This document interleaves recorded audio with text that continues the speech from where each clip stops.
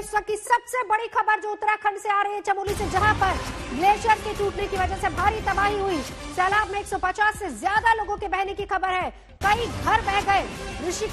Rishiganga project को भारी नुकसान हुआ, तबाही हुई। देखते ही देखते सैलाब की चपेट में पूरा प्रोजेक्ट आ गया। राहत और बचाव का काम लगातार वहां पर जारी है। प्रधानमंत्री ने मुख्यमंत्री से बात की है, हर संभव मदद का भरोसा दिलाया है। गृह मंत्रालय लगातार हालात पर नजर बनाए हुए है। गृह मंत्री अमित शाह खुद हालात का जायजा लेने के लिए मौके पर पहुंच रहे हैं।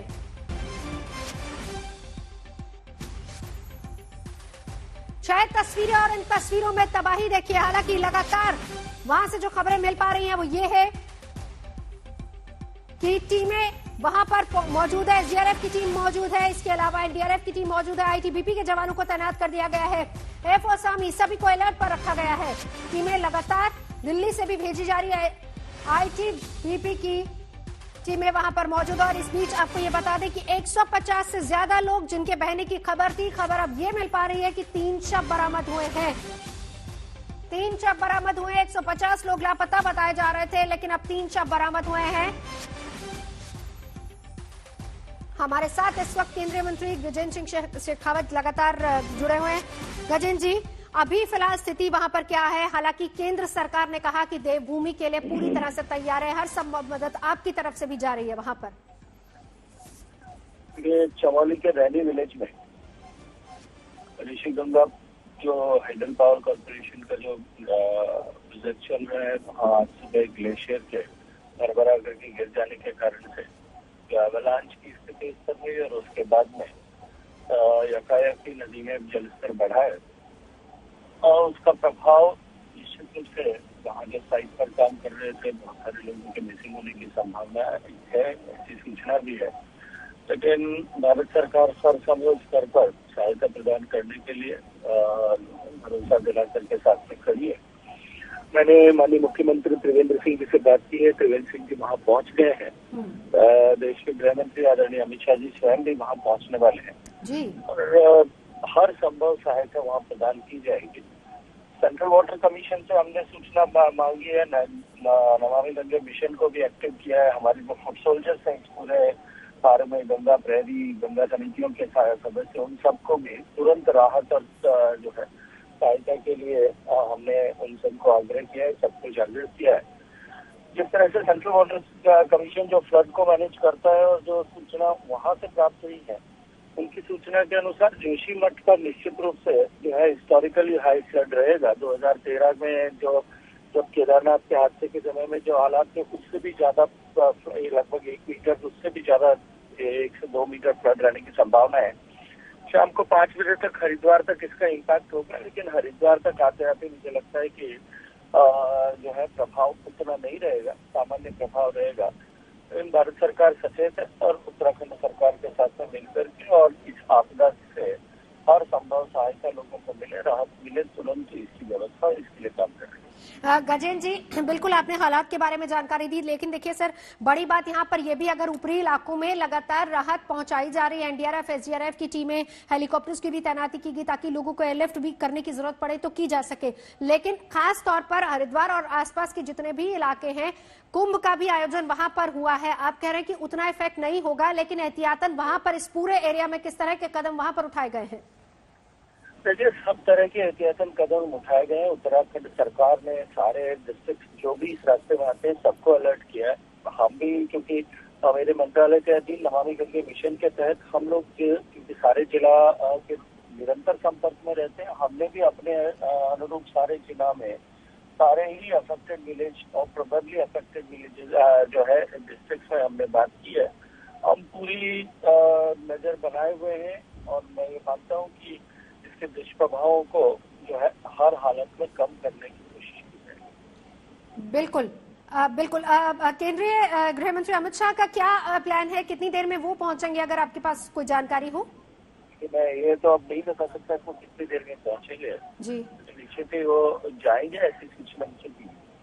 खुद मुख्यमंत्री सर वहां पर मौजूद हैं, आपकी उनसे बात हुई है? क्या हालात है वहां पर?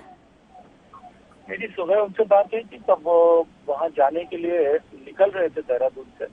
वहाँ पहुंचने के बाद में मेरी उनसे चर्चा हुई और वो सारे व्यवस्थाओं को खुद व्यक्तिगत रूप से देखते हुए उन सब जो है पीड़ितों को तुरंत राहत मिले और आगे जो है संकट और न बढ़े इस दिशा में काम।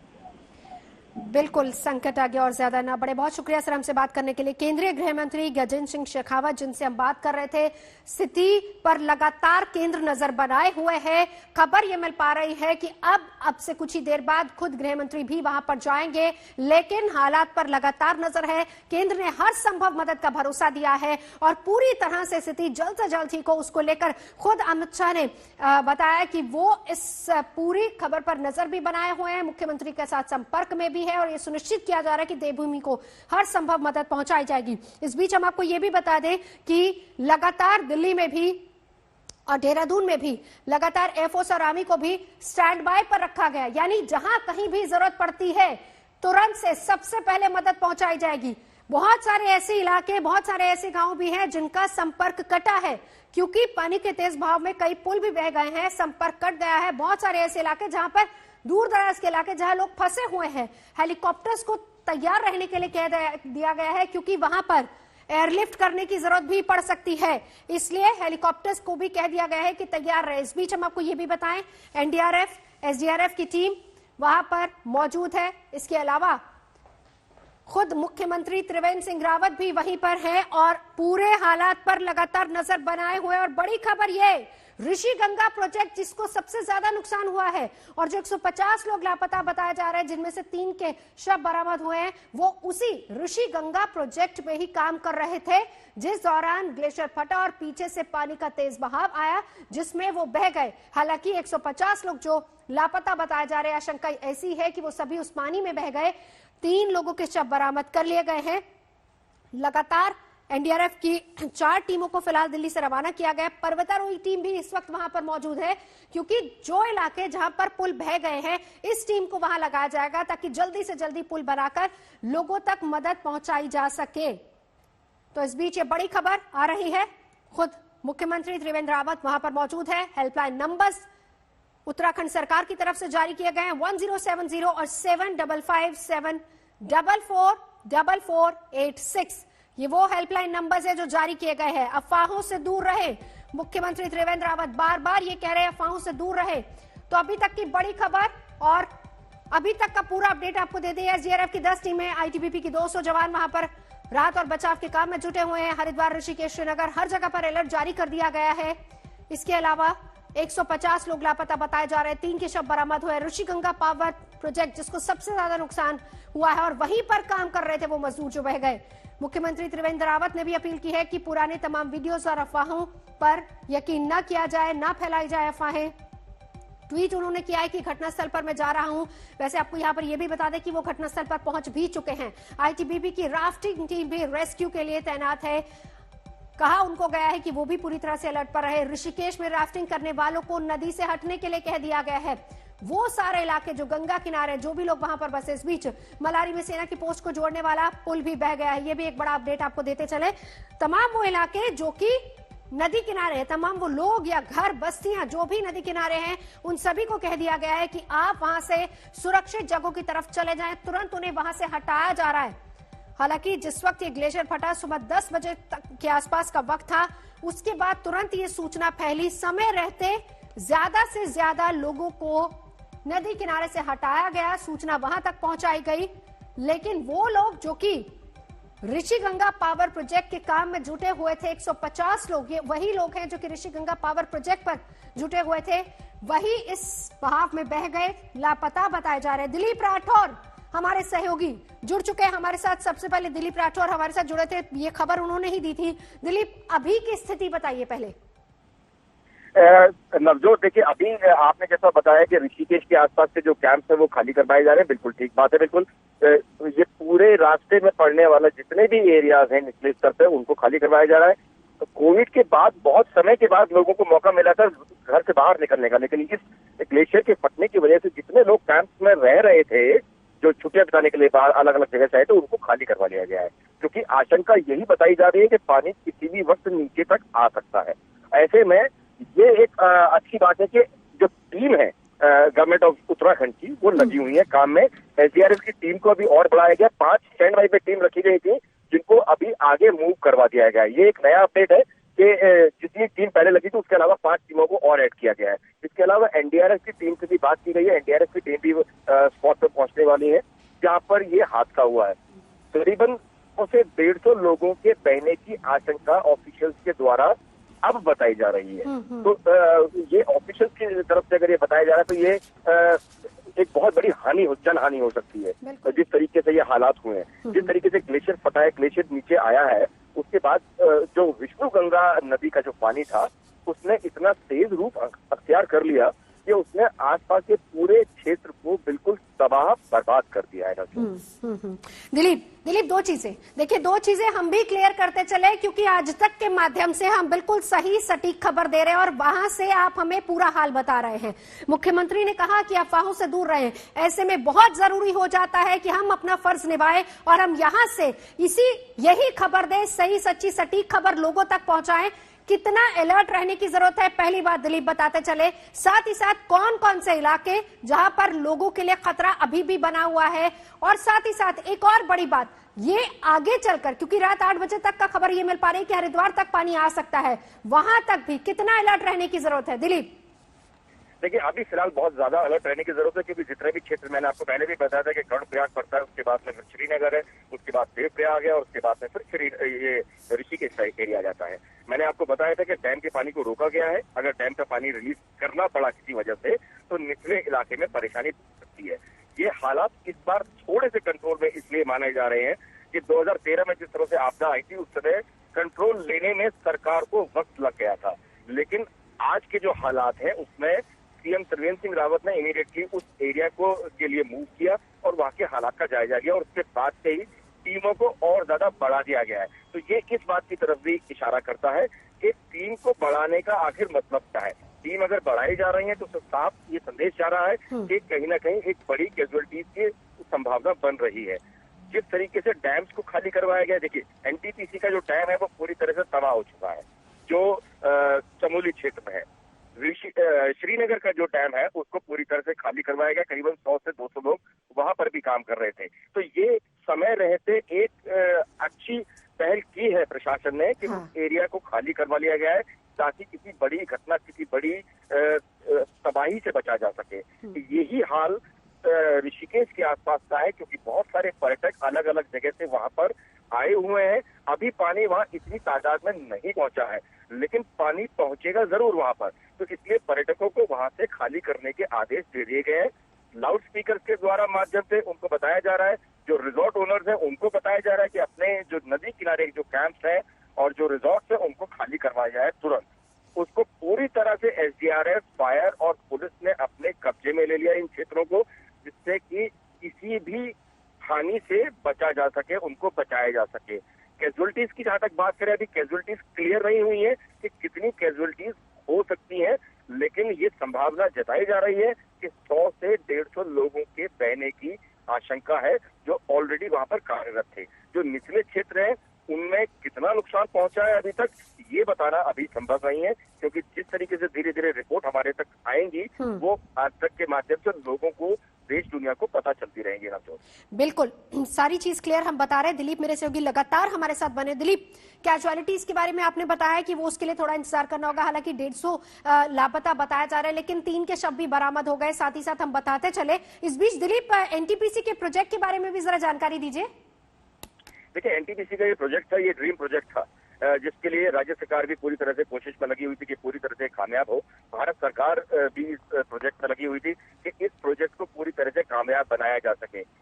देवभूमि उत्तराखंड को जाना जाता है नदियों के राज्य के तौर पर, तो बिजली उत्पादन के लिए इस क्षेत्र को काफी इम्पोर्टेंट माना गया पूरे देश में।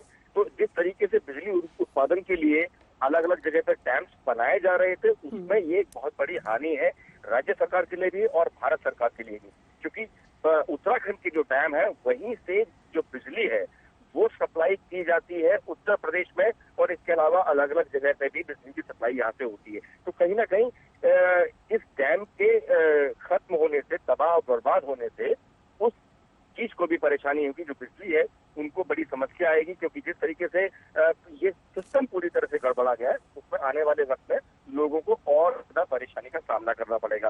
दूसरी चीज ये है कि जिस तरीके से करोड़ों की और अरबों की लागत से डैम जो तैयार किए गए हैं और जो किए जा रहे हैं उत्तराखंड में, वो कहीं ना कहीं उत्तराखंड सरकार के लिए एक बहुत बड़ी हानि का विषय है। बिल्कुल, दिलीप रहिए हमारे साथ, लेकिन इस बीच क्या कह रहे हैं मुख्यमंत्री, जरा वो सुन लेते हैं पहले। तस्वीरें भी वहां से आनी शुरू हो गई हैं, मुख्यमंत्री क्या कह रहे हैं, आइए हम आपको सुनवाते हैं। अभी जानकारी मिली है कि 9:30 के बीच में ग्लेशियर की घटना हुई है और इससे वहाँ पर जो बांध बन रहा था वो क्षति पहुंची है। यहाँ पर जो कर्मचारी थे, वहाँ पर कुछ लेबर है, अभी उसके बारे में अधिकृत रूप से मानव क्षति के बारे में अधिकृत रूप से कह पाना कुछ कठिन है, लेकिन अभी जो पानी की तीव्रता है वो चमोली तक पहुँचते पहुँचते काफी कम हो गई है। लेकिन जो रेलवे का काम चल रहा है, अलर्ट करके उनको वहाँ से खाली करा दिया गया है। जो नदी के किनारे जो लोग हैं उनको अलर्ट करके उनको वहाँ खाली करा दिया गया है। जो रिवर राफ्टिंग होती है उसको बंद करा दिया गया है और जो टेहरी बांध है उससे पानी रोकने को कहा गया है। श्रीनगर जो बांध है उस पर पानी खोल देने को कहा है, ताकि जो लॉन्च का जो पानी आ रहा है उससे क्षति कम से कम। एनडीआरएफ से दिल्ली बात हो गई है, गृह सचिव से, गृह मंत्री जी अभी जहाज में है, अभी थोड़ी देर में उनसे भी बात करूंगा और उन्होंने पूरे सहयोग के लिए कहा है। एनडीआरएफ भेजना है या किस तरह की जरूरत है हम उसके लिए भारत सिंह रावत पहुंच चुके हैं मौके पर, हालात का जायजा ले रहे हैं और साथ ही साथ क्या स्थिति, क्या हालत वहां पर, किस तरह की सिचुएशन पोजीशन इस वक्त हम सीधा चलेंगे। मंजीत नेगी भी मेरे सहयोगी हमारे साथ जुड़ चुके हैं, दिलीप मेरे सहयोगी लगातार हमारे साथ बने हुए हैं। मंजीत नेगी, क्या अपडेट वहां से अभी? देखिए नवजोत, इस बात की पुष्टि हो गई है कि जो एनटीपीसी का प्रोजेक्ट सीधे सबसे पहले प्रभावित हुआ है इस ग्लेशियर के फटने से, ग्लेशियर उसमें 120 लोग आज के दिन, यानी कि आज सुबह का जो रोस्टर था, 120 कर्मचारी मजदूर उस प्रोजेक्ट में लगे हुए थे, जिनका जो आज वहां पर थे, यानी कि 120 लोग इस सीधे तौर पर इस ग्लेशियर के फटने के बाद प्रभावित हुए हैं, यानी कि उनकी वो और उसके अलावा दो आसपास के रेनी के पास 2 गांव की बात की जा रही है, जहां के कुछ गांव के लोग और खासतौर से जो चरवाहे हैं वो इस घटना में प्रभावित हुए हैं। और अभी की जानकारी के मुताबिक इसी टनल के अंदर करीब 10 से 15 लोग जो यहाँ पर एनटीपीसी का प्रोजेक्ट है उसके टनल के अंदर फंसे हुए हैं, जिनको रेस्क्यू करने के लिए आईटीबीपी और एसडीआरएफ के करीब 200 जवान इस वक्त जुटे हुए हैं। तो ये मौके की स्थिति है जहां पर सीधे सबसे पहले इस ग्लेशियर ने ग्लेशियर सीधे जाकर टकराया है। जी मंजीत, ये बड़ी खबर आप दे रहे हैं, 120 वर्कर्स जो कि एनटीपीसी के रोस्टर में थे, यानी उस रोस्टर की बात करें, इसका मतलब 120 वर्कर्स वो उस वक्त वहां पर काम कर रहे थे जिस वक्त ग्लेशियर फटा और फ्लैश फ्लड वहां से आया। 15 से 20 लोग अभी भी वहां पर टनल में फंसे हुए हैं। बिल्कुल, इस बात की अब पूरी तरह से पुष्टि हो गई है कि आज जब सुबह करीब 10 बजे के आसपास ये घटना हुई, उस वक्त सीधे सबसे पहले जो तेज बहाव, ग्लेशियर फटने के बाद जो तेज बहाव टकराया वो एनटीपीसी के पावर प्रोजेक्ट से टकराया और वहां पर आज सुबह जो रोस्टर बना था उसके मुताबिक 120 कर्मचारी वहां पर मौजूद थे और अब वहां पर पूरी तरह से वो बह चुका है, सारा जो प्रोजेक्ट है वो बह चुका है। अंडरग्राउंड जो टनल थी उसके अंदर आशंका है कि 15 से 20 लोगों की ड्यूटी टनल के अंदर थी, उनको जरूर रेस्क्यू करने की कोशिश की जा रही है। और जब ऊपर जो ऋषिगंगा इलाके से जब ये ग्लेशियर टूटने के बाद आया, वहां पर 2 गांव की बात की जा रही है, रेणी गांव और लाटा गांव। उस गांव में भी लोग प्रभावित हुए हैं। वहां पर खासतौर से जो नदी के किनारे करीब अपने सैकड़ों बकरियों के साथ जो 5 चरवाहों की बात की जा रही, वो भी इसके सीधे निशाने पर आए हैं। इसके अलावा गांव के कुछ और लोगों की भी बात हुई है, लेकिन अब ये बात साफ हो गई है कि करीब 100 से ज्यादा लोगों की इस घटना में मौत हो चुकी है, जो सीधे तौर पर पहले ही बहाव में बह गए हैं। हालांकि अभी मुख्यमंत्री वहां पर पहुंच चुके हैं। रेस्क्यू का काम क्योंकि 5 से 6 घंटे का वक्त हो गया है, काफी बड़ी संख्या में आईटीबीपी, एसडीआरएफ और आसपास जो आर्मी के लोग थे वो वहां पर रेस्क्यू के लिए पहुंचे हैं। मंजीत नेगी, जो लोग टनल में फंसे हैं, संख्या उनकी 15 से 20 बताई जा रही है, जैसे कि आप बता रहे हैं। ये भी बताएं कि एग्जैक्ट टनल कहां पर है, और दूसरा ये कि टनल तक पहुंचने के लिए अभी फिलहाल आईटीबीपी के जवान वहां पर पहुंचे हैं, कितनी मशक्कत उनको करनी पड़ रही है, क्या हालात वहां पर हैं अभी? देखिए, काफी मुश्किल है हालात हैं, क्योंकि काफी जो मलबा है ऊपर से, जब ग्लेशियर टूटने के बाद जो पानी के तेज बहाव के साथ मलबा आया, जिसके टनल के आसपास जितना भी कंस्ट्रक्शन था, खासतौर से पावर प्रोजेक्ट को लेकर आपको याद रखना होगा कि काफी मजबूत कंस्ट्रक्शन होता है नवजोत।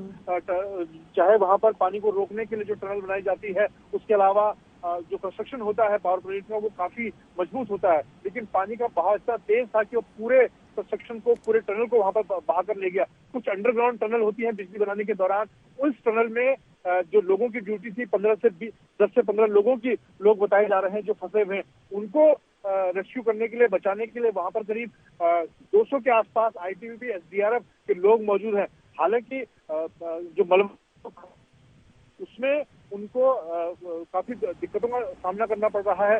अभी खासतौर से जो मशीनें हैं, जो काटने की मशीनें हैं, वो पीछे से मंगाई जा रही हैं, लेकिन अभी इस बात की साफ तौर पर पुष्टि हो गई कि कुछ लोग हैं वहां पर जिनको बचाने की कोशिश की जा रही है। संख्या उनकी 15 से 20 जैसा मंजीत ने किया बता रहे। मंजीत, एक बार फिर से मैं आपसे जानना चाहूंगी, एग्जैक्ट लोकेशन अगर आपको पता हो बताइए जरा, क्योंकि जहां से ग्लेशियर फटा है वहां से एनटीपीसी का कौन सा प्रोजेक्ट पहले पड़ता है? ऋषिगंगा पावर प्रोजेक्ट जो तबाह हुआ है उसमें कितनी दूरी है? क्योंकि ऊपर के 2 गांव है, वहां पर आबादी थी और उन्हीं में से कई लोग बह गए। 120 का रोस्टर में नाम था, जिसका जिक्र आप भी कर रहे हैं। लोकेशन अगर आप बता पाए एग्जैक्ट।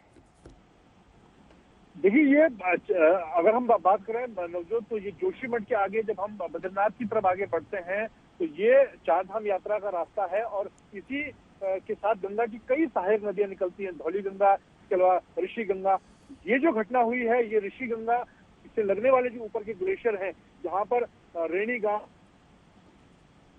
गांव का इलाका है, बहुत उत्तराखंड का प्रसिद्ध गांव है। चिपको आंदोलन की शुरुआत यहाँ से हुई थी, और उसी से लगे जो ऊंचे ग्लेशियर है, चीन सरहद के नजदीक है। यहाँ पर एक और खास बात आपको बताना चाहूंगा, बहुत जरूरी तो जानकारी है, तो जोड़ने वाली जो इलाका है, मलारी का इलाका है, आईटीबीपी की बहुत अग्रिम चौकियां हैं, और एक जो ऋषि गंगा के ऊपर एक बड़ा ब्रिज है, जो कि अग्रिम चौकियों को, सेना की मलारी और चीन सरहद से लगने वाले पोस्टों को जोड़ता है। मेरी अभी आईटीबीपी के वरिष्ठ अधिकारी से बात उनका है, जो मंजीत नेगी वापस से एक अपडेट आपसे चाहूंगी, क्या ये तपोवन वाला एनटीपीसी प्रोजेक्ट है? ये ऋषि गंगा पावर प्रोजेक्ट है एनटीपीसी का, जो कि काफी समय से इस पर काम चल रहा था। ये हम ऋषि गंगा पावर प्रोजेक्ट की बात कर रहे हैं, जो कि एनटीपीसी काफी समय और अभी करीब 70 से 80% इसका काम लगभग पूरा था। यहाँ से बिजली का उत्पादन यहाँ पर शुरू हो चुका है। जी। और सबसे जरूरी बात कि ये पूरा इलाका चीन सरहद से लगा हुआ है।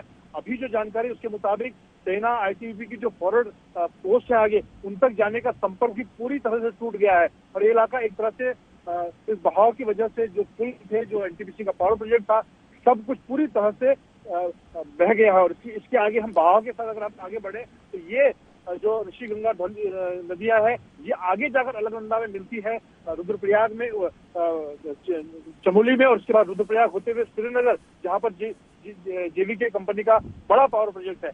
अभी जो जानकारी के मुताबिक जो पानी का फ्लो था, क्योंकि जैसे जैसे नदी आगे बढ़ती है, घाटी चौड़ी होती जाती है, और उसके बाद पानी को जगह मिल जाती है। श्रीनगर में क्योंकि काफी बड़ा फैलाव है नदी का, अलकनंदा का, वहां पर उम्मीद की जा रही है कि जो शुरुआती तबाही हुई है वो अब आगे नहीं बढ़ेगी। उसको कंट्रोल करने के लिए का समय सरकार के पास है। जो प्रशासन है वहां पर खासतौर से जो आगे जो बड़े डैम है उन पर पानी जा सकता है, उसकी तैयारी कर ली गई है। और सबसे बड़ी ये हादसा केदारनाथ में जिस तरह का हादसा 2013 में हुआ था, सरकार प्रशासन को उतना वक्त नहीं मिला था, रात के वक्त वो हादसा हुआ था और यात्रा का सीजन था, चारधाम यात्रा चल रही थी इस वक्त। सबसे बड़ी बात और ये इसको कहा जाएगा कि इस वक्त चारधाम यात्रा न होने की वजह से जो आम यात्री है, श्रद्धालु, उनको नुकसान हुआ है। एक बड़ी बात है, एक सुकून की बात है। जाहिर सी बात है। मंजीत नेगी लगातार हमारे साथ जुड़ा है। इस बीच एक बड़ा अपडेट जो लगातार मंजीत भी हमें दे रहे हैं वो आपको बता दें कि Rishi Ganga power project NTPC का, उसको सबसे ज्यादा नुकसान हुआ है और उसी के रोस्टर के हिसाब से आज की तारीख में सुबह 120 मजदूरों को वहां पर लगाया गया। तो उत्तराखंड आपदा में 150 लोगों के लापता होने की खबर है, लेकिन इस बीच 120 जो आंकड़ा समझ में आ रहा है वो इसी प्रोजेक्ट पर लगा हुआ था, वो मजदूर वहां पर भाई। इसके अलावा 2 गांव के लोग भी हैं। इनमें से खबर जो मिल पा रही है, जो अंडरग्राउंड टनल है वहां पर 15 से 20 लोग अभी भी फंसे हुए हैं, जिनको रेस्क्यू करने के लिए आईटीबीपी के जवान वहां पर पहुंच चुके हैं। हालांकि बहुत मुश्किल है, 5 से 6 घंटे हो चुके हैं, वहां पर लगातार उन लोगों को निकालने की कोशिशें की जा रही हैं। टनल में 10 से 15 लोगों के फंसे होने की खबर मिल पा रही है और साथ ही साथ इस टनल से लोगों का रेस्क्यू किया जाना है। अब यहां से लोगों को बाहर निकाला जाना है। प्रधानमंत्री, बीजेपी अध्यक्ष ने मुख्यमंत्री त्रिवेंद्र रावत से बात की है। उत्तराखंड आपदा में कुल मिलाकर अगर अभी तक के आंकड़े की बात करें तो 150 लोगों के बहने की आशंका है।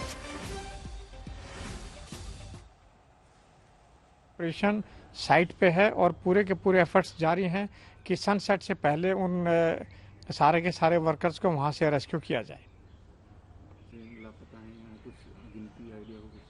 अभी हम जो एनटीपीसी का तपोवन में जो पावर प्लांट था उनके मैनेजमेंट से पता कर रहे हैं। सस्पेक्टेड है कि अराउंड नॉर्मली वहाँ पे 100 वर्कर्स जो है काम करते हैं, तो कुछ जो है करीब 9-10 डेड बॉडीज रिवर से रिकवर कर ली गई हैं। बाकी के बारे में सर्च जारी है। वहाँ पे आईटीबीपी की टीम है और अभी आर्मी की टीम भी वहाँ पे पहुँचने वाली है। तो सारे के सारे मिलके सारे एजेंसीज मैक्सिमम जो है ना लोगों को रेस्क्यू करने की पूरी कोशिश जारी है। हमारे करीब जो है ना 250 आदमी हैं और कमांडेंट और सीनियर ऑफिसर सारे के सारे मौके पे टनल के वेन्यू पे मौजूद हैं। There is Rishi Ganga river which had a glacier fall today around 11 o'clock in the morning, and that glacier water entered into the lakes, smaller lakes created by the 2 dams at Rani and Tapovan. Tapovan dam is run by NTPC. Both these dams were almost under construction. That big volume of water overflowed both these dams and caused damage to these 2 dams, but water has been controlled downstream around Helen place, which is downstream by 13-15 kilometers of Joshimath. Large number of workers were working at these sites. They are still missing. Around 9 to 10 dead bodies have been recovered till now. And there is tunnel at the Tapovan dam. 15 to 20 workers are also there in the tunnel, which are being rescued very short. Efforts are being to Sujit Singh DG ITBP बता रहे थे कि अभी फिलहाल वहां स्थिति क्या है, कैसे आईटीबीपी की टीमें वहां पर मौजूद है। इस बीच ये भी बताया, उत्तराखंड आपदा पर बीजेपी अध्यक्ष ने भी ट्वीट किया है, लगातार उत्तराखंड सरकार के साथ संपर्क में है। आपदा को लेकर उन्होंने कहा कि प्रशासन पूरी तरह से सजग है, हर संभव मदद केंद्र की तरफ से देवभूमि को दी जाएगी। बीजेपी अध्यक्ष ने ट्वीट किया है, बीजेपी कार्यकर्ताओं को काम में लगाएं, ऐसा कहा है जेपी नड्डा ने। और लगातार उन्होंने कहा कि वो त्रिवेंद्र सिंह रावत के संपर्क में है। आपदा को लेकर प्रशासन पूरी तरह से सजग है। जेपी नड्डा ने ये बात कही है। बीजेपी अध्यक्ष जेपी नड्डा ने मुख्यमंत्री रावत से भी बात की है। इस बीच बड़ी खबर यह भी कि 120 लोग जो कि आज उस प्रोजेक्ट में काम कर रहे थे वो बह गए जिसमें अब से कुछ क्षण पहले जो आप सुन भी रहे थे कि आईटीबीपी के डीजी सुजीत सिंह बता रहे थे कि 15 से 20 लोगों के शव भी बरामद किए गए हैं।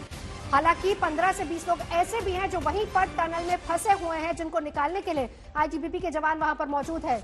इस बीच बीजेपी अध्यक्ष ने भी ट्वीट किया है, लिखा है कि उत्तराखंड आपदा पर हम देवभूमि के साथ हैं, हर संभव मदद उनको पहुंचाई जाएगी। आपदा को लेकर प्रशासन पूरी तरह से सजग है।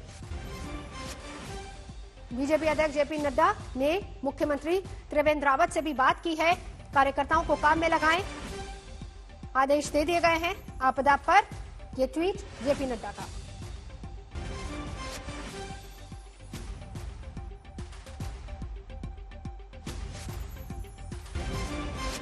जवान भी वहां पर पहुंच गए हैं, पूरे राज्य का तंत्र भी वहां पर एक्टिव हो गया, एसडीआरएफ की टीमें भी पहुंची हैं।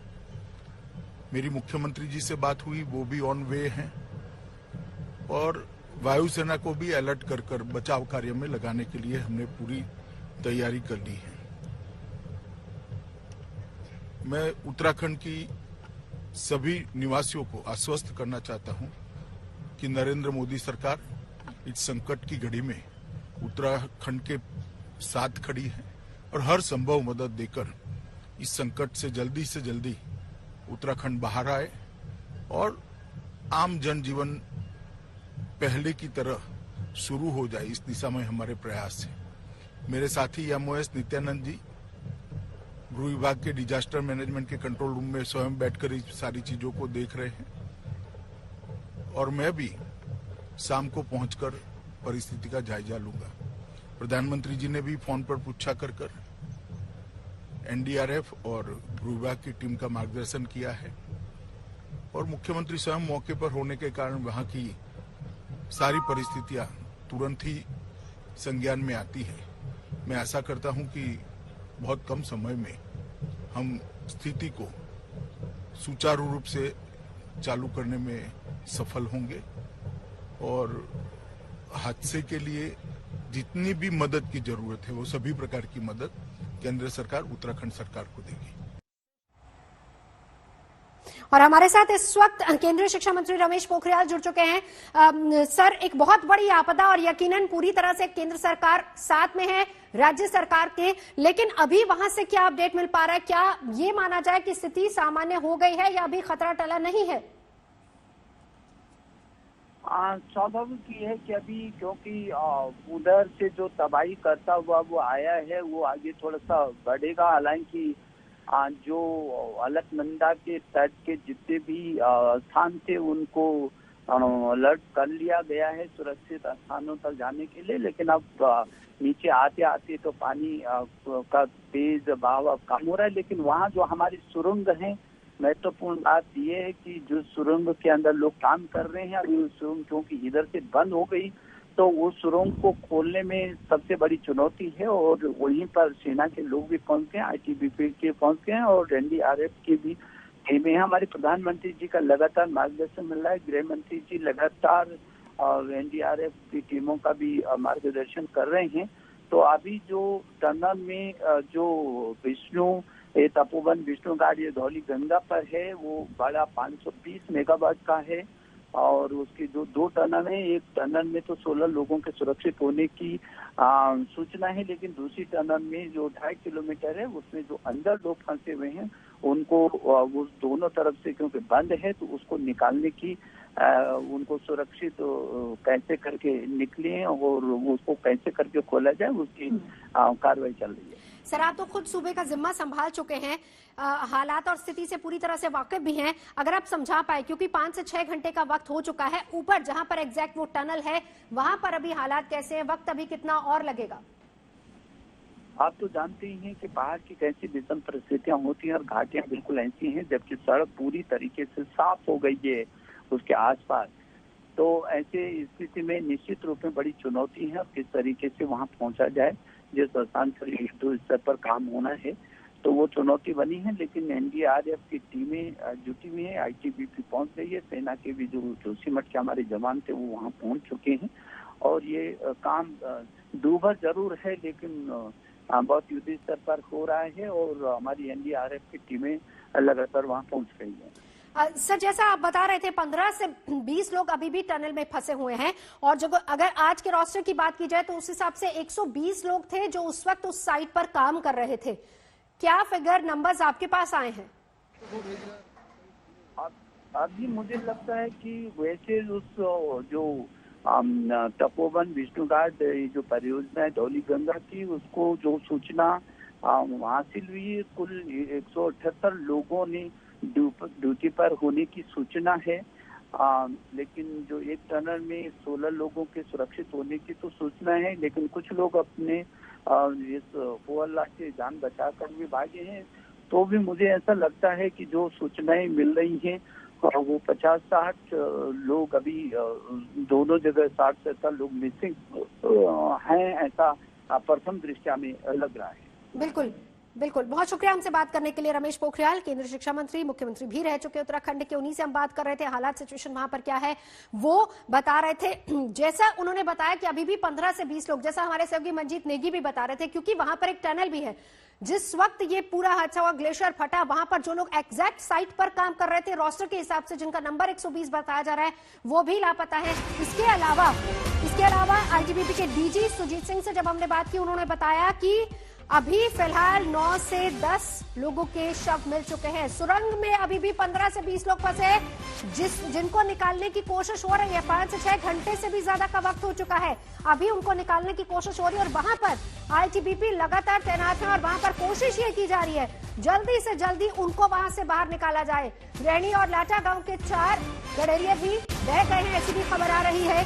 यानी ये बड़ी खबर, इस वक्त नंबर संख्या अभी बढ़ भी सकती है, लेकिन 15 से 20 लोग अभी जो सुरंग में फंसे हैं उनको निकालने का काम लगातार जारी है। आईटीबीपी के जवान लगातार वहां पर मौजूद है, मुस्तैद हैं जल्दी से जल्दी, क्योंकि सुरंग भी बंद हो चुकी है। दिलीप हमारे साथ इस वक्त जुड़ चुके हैं। दिलीप, ये बड़ी खबर आ रही है, 15 से 20 लोग सुरंग में फंसे हुए हैं अभी। देखिए, बिल्कुल ठीक बात है ये। जिस तरीके से हम लोगों ने पहले ही ये बात की थी, उस बात की पुष्टि खुद प्रदेश के मुख्यमंत्री ने भी की, केंद्रीय शिक्षा मंत्री ने भी इस बात की पुष्टि की और खुद डीजी ने भी इसकी पुष्टि की है कि करीबन 150 के आसपास लोग जो है वहां पर उनके बहने की सूचना है। नवजोत, दूसरा, हेलो जी दिलीप, दूसरा मैं एक चीज आपको और करेक्ट करना चाहता हूँ कि एक टाइम डिक्लेयर किया गया है कि एग्जैक्टली क्या समय था जिस समय इस ग्लेशियर के पानी ने जो एनटीपीसी का जो प्रोजेक्ट था उसको तबाह किया है। वो ठीक 10:40 पे ये तबाह हुआ है पूरा एनटीपीसी का। दूसरी चीज ये कि जिस तरीके से रोस्टर के बारे में हमारे सहयोगी बता रहे थे मंजीत नेगी कि 120 लोगों का रोस्टर है, वो बिल्कुल ठीक बात है, लेकिन रोस्टर के अलावा करीबन 40 से 45 लोग और होते हैं जो रोस्टर में शामिल नहीं होते हैं, उनको नहीं किया जाता है। तो वही उस बात की पुष्टि खुद जो केंद्र के शिक्षा मंत्री हैं रमेश पोखरियाल निशंक, उन्होंने भी की है इस बात की पुष्टि। वो खुद इन प्रोजेक्ट्स को देख चुके हैं, संभाल चुके हैं और उनके रहते हुए भी कई प्रोजेक्ट्स को तैयार किया गया है। तो लिहाजा उनको इस बात की जानकारी भी बेहद अच्छे तरीके से थी। विषम परिस्थितियां किस तरह से होती हैं वही सुबह जब से इस खबर को ब्रेक किया गया आज तक लगातार अपने दर्शकों को बताया जा रहा है, लगातार बता रहा है। और जिस तरीके से ऋषिकेश को खाली करवाया गया पूरी तरीके से, कर्णप्रयाग को खाली करवाया गया, श्रीनगर को खाली करवाया गया है, उस बात की खुद पुष्टि प्रदेश के मुख्यमंत्री त्रिवेंद्र सिंह रावत ने भी आज तक की है। तो ये एक अपने आप में बेहद परेशान करने वाली बात भी हो सकती है, क्योंकि जिस तरीके से पानी आया है नीचे तो वो कहीं ना कहीं तो वो इफेक्ट करेगा ही। पानी को कहीं एहतियाती कदम बिल्कुल उठाए जा रहे हैं दिलीप, और यही वजह है आगे और नुकसान ना हो उसको रोका जाए। इस बीच तपोवन के करीब एनटीपीसी को बड़ा नुकसान हुआ है, ये बड़ी खबर आ रही है। एहतियाती कदम उठाया जा रहा है, लगातार निर्माणाधीन प्रोजेक्ट को नुकसान हुआ है, ये भी बड़ी खबर आ रही है। रेस्क्यू ऑपरेशन लगातार जारी है। ट्वीट करके एनटीपीसी ने ये जानकारी दी है। मंजीत नेगी हमारे साथ जुड़ चुके हैं। जी मंजीत। मंजीत नेगी जी। एनटीपीसी के अलावा नवजोत आगे जो मलारी के पास एक बहुत अहम ब्रिज है जो कि पूरे इलाके को, चीन से लगने वाली सरहद को जोड़ता है, आईटीबीपी के जवानों को, सेना के जवानों को पूरी तरह से बह गया है। और अब जो बीआरओ जो कि पूरे बॉर्डर पर काम करती है, उनके डीजी ने से अभी बात हुई, उन्होंने इस बात को कहा है कि जल्द से उस ब्रिज को भी बनाने की बात की जा रही है, जिससे कि सेना और खासतौर से आईटीबीपी के जवान जो सरहद पर चीन से मुकाबला कर रहे हैं उनकी भी तैनाती हो। और जहां तक जो तपोवन का एनटीपीसी का विष्णु घाट प्रोजेक्ट है वो पूरी तरह से खत्म हो गया है।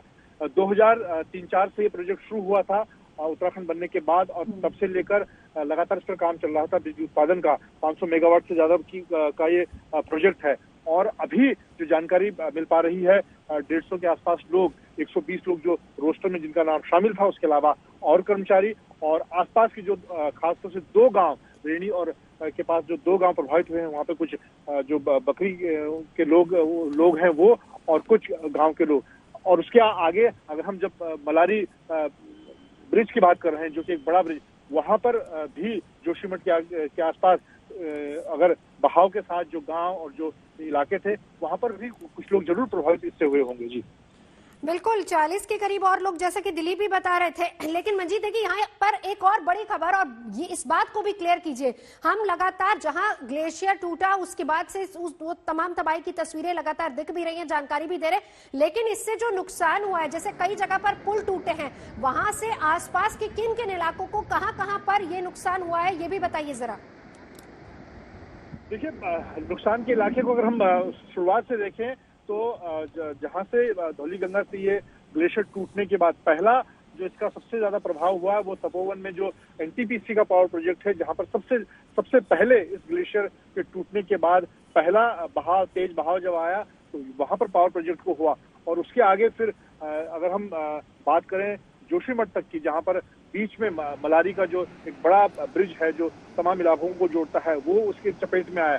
और उसके आसपास के कुछ और गांव, उसके आगे अगर चमोली और फिर श्रीनगर तक बात करें, जहां तक आते आते इस बहाव का जो प्रभाव था वो कम हो गया। उसकी वजह से जो नुकसान था वो उतना नुकसान अभी तक उसकी जानकारी नहीं है, उतना नुकसान नहीं हुआ, क्योंकि अब बहाव का पानी श्रीनगर डैम तक पहुंच चुका है, चमोली और श्रीनगर होते हुए।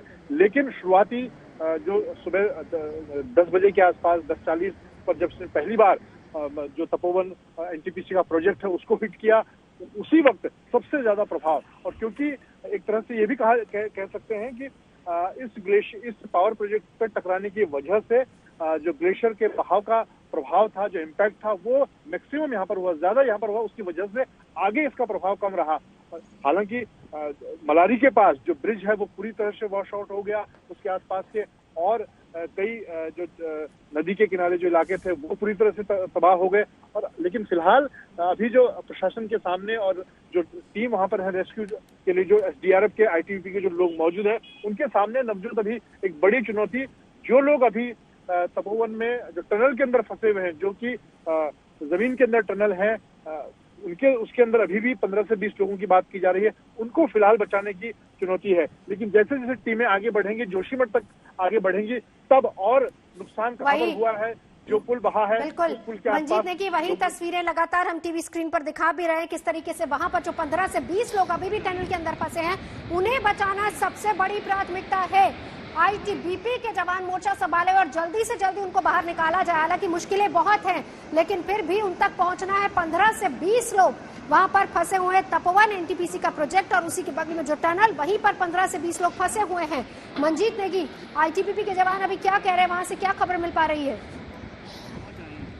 देखिए, अभी करीब नवजोत 200 के आसपास लोग कोशिश कर रहे हैं, क्योंकि मुश्किल काफी है, क्योंकि इस बहुत ज्यादा मलबा ऊपर से, क्योंकि इस तरह के बाढ़ में, इस तरह का जो फ्लड या ग्लेशियर टूटने की वजह से, बादल फटने की वजह से अभी ये भी जानकारी जुटानी होगी कि ये ग्लेशियर किस वजह से टूटा है, इसके पीछे वजह क्या है, और उसकी वजह से मलबा बहुत है। ऐसे में वहां पर उस तरह की इक्विपमेंट अभी नहीं है जिससे जल्दी से जल्दी लोगों को रेस्क्यू किया जा सके। एक और जानकारी आपको देना चाहूंगा कि दिल्ली से हिंडन से वायुसेना के C-17 ग्लोब से जो ट्रांसपोर्ट एयरक्राफ्ट है, उससे एनडीआरएफ की 3 टीमें करीब 300 लोगों को एयरलिफ्ट किया गया है देहरादून के लिए और जोशीमठ के लिए। वहां पर तपोवन में एक हेलीपैड भी है, जहां पर कोशिश की जाएगी कि हेलीकॉप्टर के जरिए एनडीआरएफ के लोग, उनके पास क्योंकि उस तरह के आधुनिक उपकरण हैं, मशीनें हैं, जिसकी वजह से खासतौर से ऐसे टनल के अंदर या मलबे के अंदर अगर लोग फंसे हैं उनको बचाया जाए। उस तरह की टीम अब दिल्ली से भी एयरलिफ्ट हो चुकी है, जो कि कोशिश की जाएगी कि अंधेरा होने से पहले कम से कम तपोवन तक वो लोग पहुंच जाएं। ये बात पहले भी हमने जानकारी दी थी कि वायुसेना ने अपने जहाज देहरादून में, उसके अलावा सरसावा में और हिंडन में 3 लोकेशन पे हेलीकॉप्टर और बड़े ट्रांसपोर्ट एयरक्राफ्ट रखे हैं। हालांकि अब उस तरह की नौबत नहीं है नवजोत की लोगों को बड़े ट्रांसपोर्ट। बिल्कुल मंजीत देखिए हमारे साथ लगातार जुड़े हुए हैं। आईटीबीपी के 200 जवान वहां पर तैनात है, क्योंकि 15 से 20 लोग अभी भी टनल में फंसे हुए हैं, जिनको निकालने का काम लगातार वहां जारी है। हालांकि मुश्किलें बहुत आ रही हैं और बड़ी खबर यह है कि हिंडन से भी 300 और एनडीआरएफ के जवानों को वहां भेजा गया है, जो कि देहरादून और तपोवन की तरफ जाएंगे और वहां पर इनके साथ आईटीबीपी के जवानों के साथ वो भी ज्वाइन करेंगे। इस बीच आपको ये भी बता दें कि 15 से 20 लोग जो फंसे हैं, अब उनको निकालने की कोशिश लगातार हो रही है। इसके अलावा पहला पॉइंट जो था तपोवन का, जहां पर एनटीपीसी प्रोजेक्ट चल रहा था, जो पूरी तरह से तबाह हुआ। इसके अलावा मलारी ब्रिज वो पूरी तरह से वॉश आउट हो गया। ये खबर भी मिल पा रही है। 3 तस्वीरें लगातार आपकी टीवी स्क्रीन पर, जिनमें समझ सकते हैं कितनी बड़ी तबाही है। राहत और बचाव काम लगातार वहां पर चल रहा है। रैनी गांव जिसके आसपास तबाही मची है। सुबह 10:40, अब एग्जैक्ट पता चला 10:40 पर ग्लेशियर फटा। तपोवन के एनटीपीसी प्रोजेक्ट को सबसे ज्यादा नुकसान हुआ। उत्तराखंड आपदा पर राष्ट्रपति ने भी दुख जताया है। राष्ट्रपति ने ट्वीट करके संवेदना जताई है, दुख जताया है, ट्वीट किया है राष्ट्रपति ने और अपनी संवेदना व्यक्त की है। लोगों की सलामती के लिए प्रार्थना करते हैं, विश्वास है कि राहत कार्य जल्दी पूरे होंगे, ऐसा राष्ट्रपति के ट्वीट में संवेदना व्यक्त करते हुए उत्तराखंड आपदा पर राष्ट्रपति ने भी दुख जताया है। इस बीच अलर्ट पूरे उत्तराखंड में, उत्तर प्रदेश में भी अलर्ट, गंगा किनारे तमाम इलाकों में अलर्ट जारी कर दिया गया है और लोगों को तुरंत यही कहा जा रहा है कि जल्दी से जल्दी इलाके खाली करें और सुरक्षित ठिकानों की तरफ चले जाएं। खास तौर पर अगर ऋषिकेश की बात करें, क्योंकि बड़ी संख्या में टूरिस्ट वहां पर पहुंच रहे हैं, रिजॉर्ट्स को खाली कराया जा रहा है। जीआरएफ और पुलिस लगातार वहां पर मौजूद है। तमाम रिजॉर्ट्स को खाली करवाया जा रहा है। राफ्टिंग के लिए बिल्कुल मनाही है, बिल्कुल बंद कर दिया गया है। कुंभ के आसपास का पूरा इलाका, वहां पर भी अलर्ट है। इस बीच जो डैम है, श्रीनगर में जो डैम है, वहां पर पानी रोका गया है। टिहरी डैम में भी रोका गया है। एसडीआरएफ की अतिरिक्त 5 और टीमों को वहां पर तैनात कर दिया गया है। दिल्ली से हिंडन की तरफ से भी 300 जवानों के साथ एनडीआरएफ की टीम भी पहुंची है। इस बीच उत्तराखंड आपदा पर श्रीनगर में नदी का बहाव सामान्य है, ऐसी खबर मिल पा रही है। उत्तराखंड के डीजीपी ने यह जानकारी दी है। राष्ट्रपति ने भी संवेदना व्यक्त की है। देवप्रयाग और निचले इलाकों की बात करें तो फिलहाल वहां पर खतरा नहीं है, डीजीपी यही बता रहे हैं। सुबह भी हमने डीजीपी से बात की थी, सारी जानकारी उन्होंने दी थी। इस बीच ये उन्हीं के हवाले से जानकारी मिल रही है कि देवप्रयाग और निचले इलाकों में फिलहाल अभी खतरा नहीं है। आपदा पर श्रीनगर में नदी का बहाव फिलहाल सामान्य है, ऐसा डीजीपी जानकारी दे रहे हैं। तमाम प्रशासनिक अमला अब इसी काम में जुटा है कि जल्द से जल्द राहत पहुंचाई जाए लोगों तक। खास तौर पर वो 15 से 20 लोग जो कि अभी टनल के अंदर फंसे हैं, अंधेरा होने से पहले कम से कम वहां पर जल्दी से जल्दी राहत और बचाव काम शुरू हो सके। आईटीबीपी के जवान वहां पर लगातार तैनात है। उत्तराखंड के डीजीपी ने फिलहाल जानकारी ये दी है कि अभी श्रीनगर और आसपास में पानी का बहाव सामान्य है। देवप्रयाग और निचले इलाकों में अभी उतना खतरा नहीं है।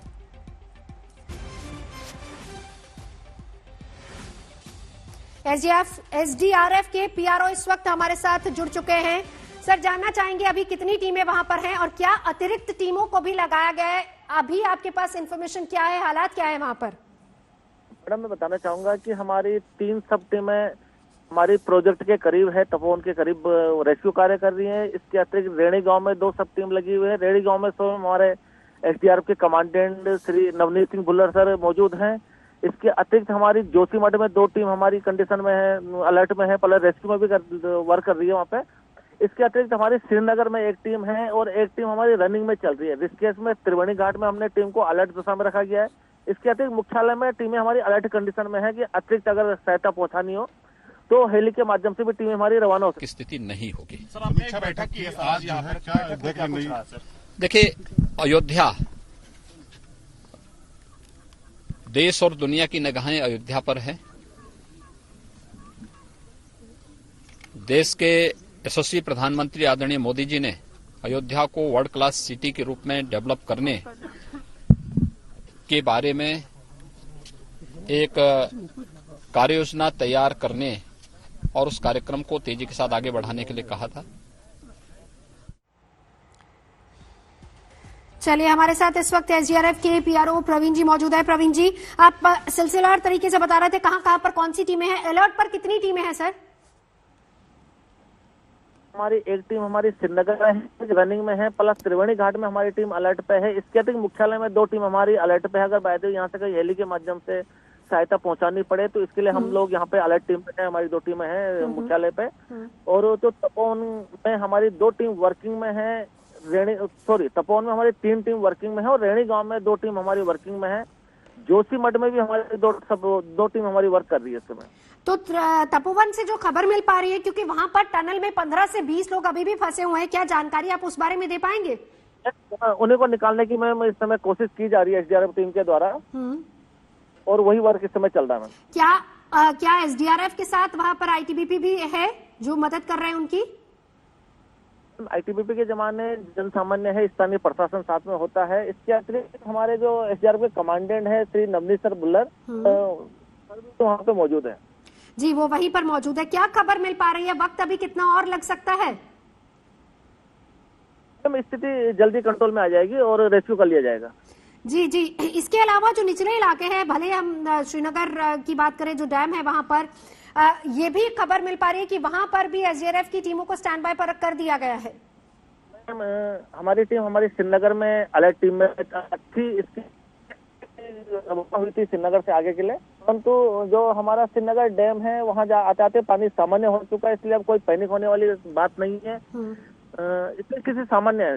अगर हम बहाव की बात करें तो स्थिति अब सामान्य है। नहीं, लेकिन पानी रोका गया है और अगर जरूरत पड़ने पर छोड़ा जाता है तब भी स्थिति गंभीर हो सकती है। मैम, स्थिति अब गंभीर।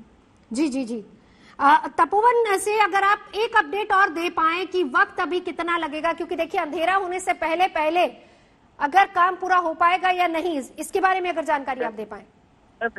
काम पूरा हो जाएगा, अंधेरा होने से पहले सब मजदूरों को निकाल लिया जाएगा। 15 से 20 मजदूर वहां पर हैं। 16 मजदूरों की खबर आई है जी, और ज्यादा की भी कोई खबर है वहां से? अभी इस संबंध में कोई सूचना नहीं है। रेणी में जो 2 टीमें आपकी वहां पर तैनात है, वहां पर भी क्या लोग फंसे हुए हैं?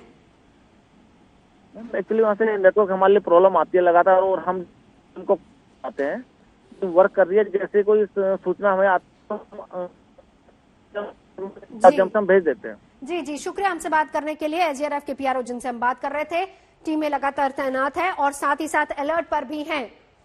तो बड़ी खबर पर लगातार नजर बनी हुई है।